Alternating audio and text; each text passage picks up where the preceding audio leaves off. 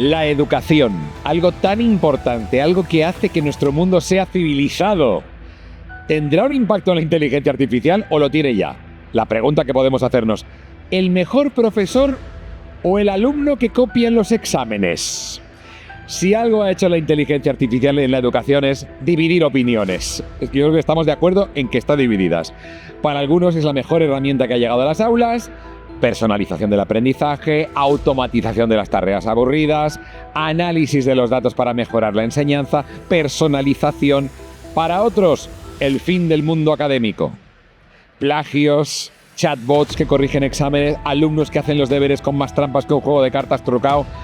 Hoy hemos reunido a 3 expertos que nos pueden aclarar mucho si la IA es la revolución educativa que estábamos esperando, o un desafío para los docentes, o las dos cosas. Jorge Marqués Pradas, de SEAS, Grupo San Valero, ¿cómo estás? Bienvenido. Hola, gracias. Jorge nos va a contar cómo la IA está transformando la enseñanza y permitiendo una educación más personalizada, lo que comentábamos. Javier Fabra Caro, de Unizar, nos va a explicar cómo se está implementando la IA en el ámbito universitario y qué retos plantea. ¿Qué tal, Javier? ¿Qué tal? Buenas tardes. Bienvenido. Y Guillermo Pascual, de SIC University, que si te dejan los alumnos que te están saludando todo el rato, que pasan por aquí por The Wave, pues nos va a hablar de su impacto en la formación profesional y cómo está cambiando las habilidades que realmente importarán en el futuro laboral. Bienvenido. Buenas tardes. Bueno, lo dice convencido, por eso. Los chavales, por favor, el grupo fans, que se espere ahí. Así que la pregunta está clara, la dejamos en el aire, enseguida la contestamos. ¿La inteligencia artificial en la educación es un profesor estrella o el alumno que ha encontrado la chuleta definitiva? Nos subimos a la ola que llega desde The Wave.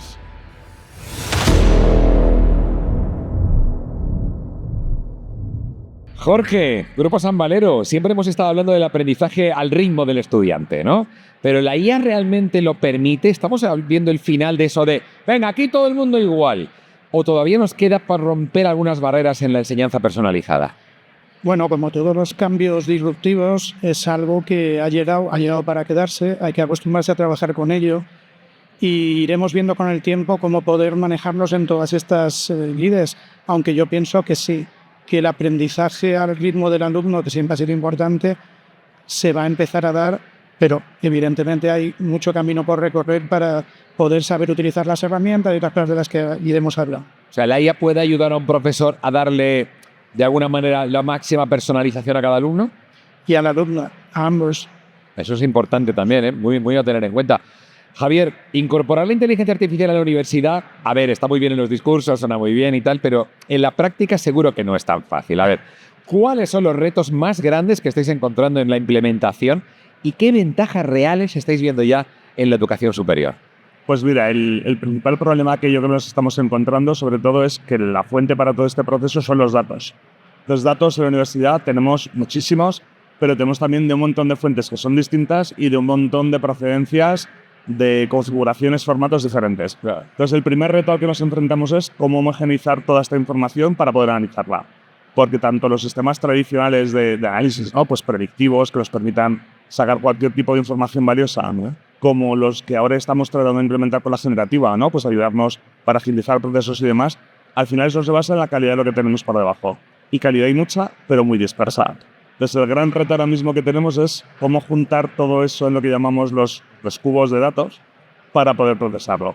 Y a partir de ella, pues ir desarrollando las herramientas, que la verdad es que hicimos un análisis enorme en la universidad y han salido muchísimas, entonces hay que priorizarlas, hay que ordenarlas y hay que ir poco a poco en los diferentes sectores que tenemos, es decir, estudiantado, personal y profesorado. Que todos tienen que aprender a manejarse con ello, ¿no? Eso es, sí. Como ha comentado Jorge, el factor formación es fundamental. Entonces, claro, no solamente es enseñarles lo que hay, las herramientas, lo que se puede hacer, sino que también yo creo que tienen que entender muy bien hasta qué punto se puede llegar y cómo se utiliza esa herramienta. Claro. Estamos hablando de la formación del formador. Eso es, exacto. Y que tiene que tener la curiosidad suficiente, las ganas de aprender, las ganas de cambiar su modelo, en fin, un montón de cosas que Guillermo nos va a contar. Porque claro, Guillermo, la IA está revolucionando la educación, pero también está cambiando lo que el mercado laboral necesita. Entonces, ahora mismo, ¿cómo está influyendo en la formación de los profesionales del futuro? ¿Qué habilidades van a ser las imprescindibles en los próximos años? Bueno, lo primero, felicitar por este tema tan en auge. Yo creo que es una realidad hoy en día en el mundo empresarial. Creo que también es una realidad para todos los profesores, como bien comentábamos todos los compañeros, ¿verdad? Tenemos que estar muy atentos a todas las tendencias, sobre todo aprovechar las ventajas que nos ofrecen. pero también evaluando y valorando muy correctamente la parte más ética, la parte que tenemos que respetar el pensamiento crítico de las personas, ¿verdad? Y también el valorar las competencias, las soft skills que toda persona tiene que tener, tanto un docente como un alumno y luego, sobre todo, como un profesional de una empresa, ¿no? Esta metodología en torno a la inteligencia artificial la tenemos que incorporar a todos los programas formativos. No podemos hablar solamente en un programa, en una formación, ¿verdad? Como bien opinaremos todos de la misma forma, de utilizar la inteligencia artificial, sino sobre todo el aprovechar esas capacidades para analizar información y tomar decisiones. Pero antes que eso, creo que es fundamental que enseñemos a identificar casos de uso. Por primera vez, la IA va por delante de las personas, yo creo que tiene esa capacidad, pero si no sabemos cómo utilizarla en una realidad empresarial, no vamos a poder sacar el máximo provecho. Así que identifiquemos esas tareas, vayamos poco a poco, construyamos un plan estratégico apoyado en una consultoría para identificar esas necesidades y con ello lo tenemos que impulsar. O sea, que la formación del formador y del alumno se basa mucho en la curiosidad que pueda tener y se la despiertas con casos reales, que este es el tema, ¿no? Siempre con casos reales, yo creo que es la mejor forma de comprender para qué me puede servir, pero siempre también impulsando lo que es el pensamiento de una sola persona, ¿no? O sea, Claro. el que esa creatividad, esa capacidad de innovación, no la anulemos por tener herramientas tan poderosas como todos conocemos, como esos asistentes virtuales, que nos pueden ayudar, pero también el ser humano tiene que apoyar e impulsar grandes ideas como hemos venido haciendo siempre. Voy a contar algo que ha ocurrido antes de empezar a grabar. Le he contado la pregunta a Guillermo y Guillermo me dice, voy a ver qué me dice la IA. Consulta y dice, le voy a decir, al final voy a decir lo que yo pienso. ¿Te has dado cuenta? Es el ejemplo. Es decir, es el paradigma, ¿verdad? Totalmente, porque yo creo que es como tocamos la realidad, ¿no? Porque es la realidad que nos abraza, que nos rodea y creo que es lo que podemos aportar sobre todo los profesores, ¿no? La experiencia que tenemos, el estar en mi caso, por ejemplo, muy cerca del mundo de la empresa y humildemente el aportar ese conocimiento pues, con las ventajas y con las desventajas que todos hemos tenido en nuestra experiencia. Pero esta es la interacción ganadora, ¿no? Parece que la IA utilizarla, pero al final que sea el humano el que decide y el que tiene ahí su conocimiento y su experiencia. Tema para comentar todos. Hasta ahora, levantar la mano en clase significaba esperar a que el profesor nos viera. Ahora, un asistente virtual responde en segundos a cualquier duda. ¿Estamos mejorando el aprendizaje o estamos creando una generación que prefiere preguntar a una máquina antes que a un ser humano? Mientras no nos eduquemos y no eduquemos a los alumnos, va a ser más opción B. Sí. Evidentemente, esto va tan rápido que nosotros tenemos la imperiosa necesidad de entrar directamente y poner orden, como estáis comentando, poner orden en todo esto, porque ya no solo desde el punto de vista ético, desde el punto de vista también del factor formativo, la formación dura unos años. Si nos pasamos unos años poniéndonos de acuerdo, va a salir una generación de gente que no va a saber utilizarlo. Y como ejemplos en los chats y todo esto, tenemos empresas como 1 Million Bot, por ejemplo, que está dedicando en las universidades a hacer chatbots que están muy bien dirigidos, pero luego también hay que saber dirigirlos, hay que saber cargarlos, hay que saber decirle a la empresa qué es lo que queremos que hagan y dónde está el alcance, dónde está el límite, para que la gente siga teniendo capacidad de pensamiento crítico y pueda decir lo que has comentado de me quedo con mi opinión. O sea, fomentar todo eso. Ese espíritu crítico que también es importante tenerlo. Siempre, de toda la vida. Claro, ahora más que nunca, de hecho, ¿no? Y creéis que de verdad, o sea, porque noto un cierto tono, me vas a perdonar, Jorge, de tener que explicarlo muchas veces. ¿La gente realmente se ha enterado de qué es lo que tiene que tener para asimilar bien la IA en el mundo educativo? Bien, nosotros ahí nos encontramos una situación bastante curiosa. Cuando hicimos en la universidad, preparamos un plan que era un poco pues para ver cómo implementar la inteligencia artificial en los diferentes sectores, pero un poco primero decidimos contarles de qué iba esto, qué se podía hacer, cuál era la base, de la IA generativa que tanto sonaba, pues qué es lo que te permitía. Y luego a partir de ahí lo que les propusimos fue, desde el mismo unos días para pensar, ¿no? Y les propusimos que cada uno de los sectores nos dijera ejemplos, ¿no? Casos de uso, lo que has comentado, que ellos realmente en qué creían que les podía ayudar. Y nos llevamos la sorpresa de que en muchos de los casos la aplicación no era la IA nueva que venía, eran sistemas tradicionales que la gente no sabía que se podía hacer, no sabía qué se puede jugar con los datos, qué tipo de ventajas puede sacar. Y decimos, ostras, pero esto lo podemos haber hecho hace un montón de años. Y el problema es que no lo sabían, porque no les había llegado, porque no les había llegado a plantear. Y luego en otra gran parte de los casos nos encontrábamos que lo que nos daban situaciones muy interesantes, pero el miedo era ese, pero esto para poder utilizarlo tiene que ser que la gente antes sepa cuál es el límite. Porque si todos nos podemos usar una herramienta que hiciera esto, nos vamos a encontrar el día de mañana, nadie sabrá hacerlo desde cero. Claro. Matas la creatividad. El factor creatividad, estábamos de acuerdo. Ya no solamente eso, o sea, fíjate, muchas veces cuando utilizamos el método del caso, ¿no? Con un caso real, a mí me gusta mucho escuchar la opinión de los alumnos que quizás incluso no tienen experiencia profesional dilatada, las ideas que pueden aportar y poner encima de la mesa son fantásticas. La frescura esa, ¿no? Esa inocencia que tienen Claro. es maravilloso porque dices, no se me habría ocurrido a mí con 20 y pico años de experiencia la idea tan buena que acabas de tener. Una cosa que me preocupa y también lo veo como una oportunidad a día de hoy es el despliegue de agentes, ¿no? Es decir, un agente a día de hoy es un algoritmo que permite incluso rellenar un formulario en una página web. Es decir, que te reserve un viaje entero. Tu usuario, tu contraseña de Booking, de Airbnb, te lo reserve, incluso hable entre diferentes agentes. Llevado hasta el mundo de la empresa, es un horizonte de oportunidades increíble. Pero lo que nunca podemos permitir es que pierda el control la persona sobre esos agentes, pero sí identificar casos de uso donde realmente obtengamos una eficiencia y seamos capaces de medirlo, ¿no? De poder medir esa rentabilidad. Pero repito, como complemento, fantástico. Reemplazar, sinceramente. No, Somos por supuesto. maravillosos los seres humanos. Si algo ha quedado claro en todos los programas que llevamos grabados en The Wave este año es dos cosas. Lo primero, human-centered. Sí, claro, es que al final somos seres humanos, no nos olvidemos, está muy bonito todo, pero... Y otro es, ¿quién lleva el volante? Es importante saber quién maneja mi barca, ¿no?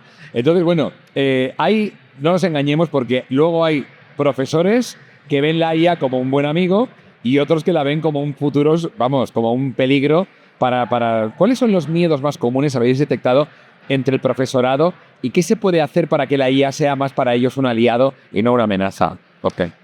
Hombre, en primer lugar, el mayor miedo es el que estás comentando, el que se vaya a sustituir la acción humana en la docencia, pero es que esto pasó con la robótica, pasó con la informática, pasó con Internet y si me apuráis pasó con la rueda. Y al final aprenderemos a convivir con todas estas tecnologías y les daremos el lugar que ocupan. Yo quiero decir una cosa, esta es la tercera vez que la IA sale otra vez. Ya se ha hundido 2 veces, pero cada vez ha dejado algo. Asistentes para, por ejemplo, la cirugía, ha dejado cosas. Esperemos que ahora dure mucho más tiempo, pero lo que ha llegado, esto sí que se va a quedar. Entonces esa es la primera cosa. La segunda cosa es, ¿qué hago yo si no tengo formación? La tercera es las malas praxis. Y hay otras muchos melones que abrir, pero quizá estos son 3 temas que a la gente más le preocupa. Por encima, pero vamos, desde el punto de vista del profesor, ¿cómo lo habéis detectado vosotros esto? Yo creo que lo peor que podemos percibir como profesores es que mandes un trabajo y lo hagan con inteligencia artificial y ellos no hayan colaborado en ello, ¿no? Para mí es un fracaso como docente, ¿no? Pero ya se sabe, No le he motivado, ya Pero lo veis. y lo damos por hecho. Lo veis. Lo damos por hecho. Lo veis enseguida, porque ya veis qué tipo de perfil de alumno y lo que te entrega. Pero luego buscamos, yo creo, técnicas para encontrar si lo ha hecho o no, ¿no? Yo creo que le lanzas las preguntas y enseguida les pillamos. Eso es obvio. Los trabajos académicos, por ejemplo, ahí sí que se nota muchísimo. Tú tienes hace unos años un trabajo académico al final, el estudiante lo hace y lo que tú esperas es lo que entregaban, un trabajo que tiene sus fallas, sus problemas de redacción, su repetición constante de ideas, pues porque el estudiante no está acostumbrado a elaborar trabajos de tal longitud. Y sin embargo los lees, es una riqueza lingüística, una expresividad, lo lees todo, es Perfectamente referenciado. Sí, llegas a la sección que es más de trabajo técnico, ahí se cae todo. Pero vamos a recuperar las conclusiones. Entonces ahí es donde dices, algo aquí, el nivel no es homogéneo a lo largo de... O sea que les pilláis, porque luego veis el perfil de alumno y dice, a ver, no me cuadra tú cómo eres con esto que me entregas, ¿no? La primera evaluación, el primero sí, pero luego ya no cuela. Decir vamos a usar IA en clase puede ser hasta fácil decirlo, pero aplicarlo bien es otro tema. Entonces, ¿cuáles son las mejores formas de integrar, os lo pregunto a todos, la IA en el aula sin que parezca un experimento o sin que sea un problema más? ¿Cómo lo hacemos? Yo puedo poner ejemplos de cuando empezó GPT a dar muy fuerte hace un año y pico. Por ejemplo, en Nueva York lo prohibieron en todos los colegios. Sí, es verdad. Y no fue el único lugar. Uh-huh. Sin embargo, en Berlín hicieron unas guías, pero se quedaron un poco en agua de borrajas y en Dinamarca directamente lo abrieron y no solo hubo guías, sino que se utilizó. Yo creo que es una cuestión también de voluntad, de querer hacer, de querer integrarlo, porque si no lo hacemos nosotros, lo va a hacer la gente porque es gratuito, está al alcance de todo el mundo. Entonces nos va a superar y eso no puede ser. ¿Compartís la visión por aquí también? Totalmente. O sea, yo lo primero que suelo hacer es trabajos en el mismo aula, es decir, para darles muy poquito tiempo para poder reaccionar. Ahí ya veo enseguida que, ostras, ChatGPT no me va a servir porque tengo que contárselo a Guille sin hacer uso de ninguna herramienta delante de todo el aula. A partir de ahí también tomar decisiones, establecer conclusiones. O sea, es decir, busco mucho mostrar esas competencias, esas soft skills para demostrar esas habilidades que una IA, yo creo que es un complemento que tiene muchas carencias a día de hoy. Ya veremos en las versiones futuras, pero sí que esa riqueza y esa profundidad que me dan a día de hoy no pueden utilizarlo. No, y les voy a seguir pillando siempre. Clase tras ¿Coincides, Javier, en esto? Totalmente, sí, sí. Además, yo creo que también una de las formas de introducirlo en el aula es acompañarlo con las buenas prácticas que tienes con la IA. Es decir, enseñar al estudiante que se puede utilizar, que de hecho es lo que se utiliza ya, y no enseñarlo es dejarlo atrás para el día de mañana. Pero acompañarlo para que, mira, si lo utilizas, que sea tu asistente, tu acompañante, que no te sustituya en esas tareas clave y que siempre tengas tú el control de lo que se está haciendo. Eso es importante. ¿Quién maneja la barca? ¿Quién está conduciendo? Vamos a preguntar a nuestra amiga, la GPTita, que la tenemos aquí con nosotros, si funciona, pero estábamos pensando en algo. Mira, estamos con expertos en inteligencia artificial y educación que se dedican al mundo de la docencia y me estaban diciendo que pillan a los alumnos que utilizan la IA cuando presentan trabajos. ¿Tú crees que es fácil pillar a alguien que ha hecho una IA? ¿Se puede programar la IA para que detecte el trabajo hecho por IA? Sí, es posible detectar si un trabajo ha sido hecho con IA. Hay herramientas que analizan patrones de escritura y consistencia en el estilo. Además, algunos profesores usan software para identificar textos generados por IA. Es una carrera constante entre mejorar las IAs y los métodos de detección. ¿Has visto algún caso así? Pues estamos argumentando que sí, que los hay, ¿no? Te van a contestar ellos, sí, ¿no? Sí, nosotros hemos observado, tenemos herramientas de detección de textos generados con IA, pero ahí el problema que tenemos es que la herramienta te dice si el texto sale de una IA. Entonces ahí el problema real es, el alumno ha hecho el trabajo y lo ha refinado con la IA, por ejemplo, lo que decimos es un trabajo académico, ¿no? El alumno le da un texto que repite la idea 20 veces y la IA te lo deja perfecto. Pero la idea y el trabajo inicial es del estudiante. Entonces, hasta aquí y eso está bien, eso lo valoráis como positivo. Claro. Si tienes claro que el estudiante es el que tenía la idea, eso es muy positivo. Realmente lo que he hecho es usar una herramienta que le ayuda a que luego se transmita mucho mejor todas esas ideas con más claridad. El problema es cuando ese texto, el estudiante le ha dado 2 ideas básicas y ha dejado que la IA genere todo lo demás. Claro. Y claro, la herramienta no distingue eso. La herramienta no te sabe decir, estos son ideas que ha generado una IA. La herramienta solo te dice, esto ha pasado por una IA y ahí tienes un 95% de ideas, ¿no? A ver, ¿qué opinas de esto? Es un dilema interesante. Parece que la clave está en cómo se usa la IA. Si es solo para mejorar la claridad y estructura, puede ser positivo. Pero cuando la IA genera todo el contenido, ya se pierde la esencia del trabajo personal del estudiante. Es importante encontrar un balance, ¿no crees? Sí, todos estamos muy de acuerdo y nos parece muy bien, pero bueno, tú no vas a quitarle trabajo a ningún profesor, ¿verdad? No te preocupes. Mi objetivo es apoyar y complementar, no reemplazar a nadie. La creatividad y el toque humano siempre serán insustituibles. Los profesores tienen un papel fundamental. Pues muchas gracias, cerramos, devolvemos la conexión, muchísimas gracias. Bueno, pues muchísimas gracias a todos, habéis sido un placer de verdad teneros aquí y ojalá aprendamos a manejar, aprendamos a aprender. Muchísimas gracias. Gracias. Muchas gracias.